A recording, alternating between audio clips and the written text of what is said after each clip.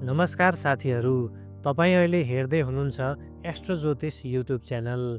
आजको भिडियोमा हामी सपनामा बाघ देखिनुको अर्थ के हुन्छ भन्ने विषयमा कुरा गर्दैछौँ। स्वप्नशास्त्र अनुसार बाघ सपनामा देखिनु शुभ पनि हुनसक्छ र कहिलेकाहीँ यसले अशुभ फल पनि दिने गर्दछ। बाघ शान्त अवस्थामा देखिनु। यदि तपाईँले सपनामा बाघलाई शान्त रूपमा हिँडिरहेको, आराम गरिरहेको वा खेलिरहेको अवस्थामा देख्नुभयो भने यो अत्यन्त शुभ सङ्केत हो। यसको अर्थ तपाईँको जीवनमा रहेका शत्रुहरूमाथि विजय प्राप्त हुनेछन् र तपाईँको आत्मबल र आत्मविश्वासमा पनि वृद्धि हुनेछ। बाघमाथि सवार भएको देखिनु। यदि सपनामा तपाईँ आफै वा कुनै व्यक्ति बाघको पछाडि चढेर हिँडिरहेको देख्नुभयो भने यो उच्च पदमा नियुक्ति हुने सङ्केत हो।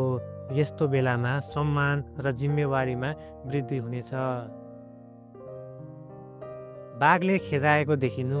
यदि बाघले तपाईँलाई खेदाइरहेको छ वा आक्रमण गर्दैछ भने यो चेतावनी सूचक सपना हो। यस्तो बेलामा मानसिक तनाव, भयको सङ्केत हुन सक्छ। यस्तो बेलामा विशेष सावधानी अपनाउन जरुरी छ। बाघले टोकेको देखिनु।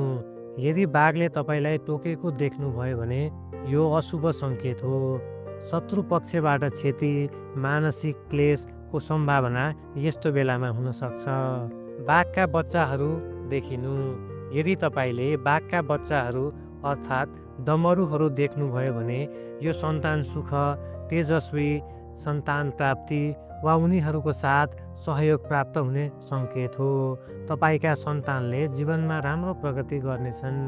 धेरै पटक सपनामा बाघ देखिनु देवीको वाहन देखिएको हो भन्ने मानिन्छ।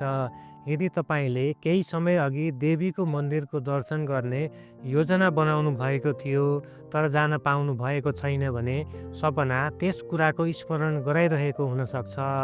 यस्तो अवस्थामा तपाईँले देवीको मन्दिरमा दर्शन गर्न जानु उचित हुनेछ। यसले मानसिक शान्ति र शुभ फल दिलाउनेछ। बाघको सपना सामान्य कुरा होइन। स्वप्नशास्त्र अनुसार यसले तपाईँको जीवनमा आउने शुभ अशुभ अवस्थाको सूचक दिन्छ। शुभ सपना देखे पनि देवीको उपासना नगर्नु हुँदैन र अशुभ सङ्केत देखेमा त झन् विशेष पूजा आराधनाको आवश्यक रहन्छ। हामी आशा गर्छौँ यो जानकारीले तपाईँलाई मार्गदर्शन प्रदान गर्नेछ। यदि भिडियो उपयोगी लाग्यो भने कमेन्ट, लाइक र सेयर गर्न नबिर्सिनुहोला। च्यानल सब्सक्राइब गर्नुभयो भने हामी यस्ता थप भिडियोहरू निरन्तर ल्याउनेछौँ।